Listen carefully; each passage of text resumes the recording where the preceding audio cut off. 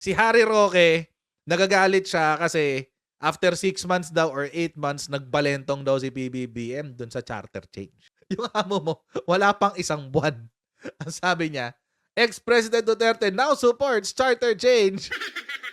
Ah. Ano lang re-remind ko lang kayo sa sinabi niya before. Atong sinabi niya.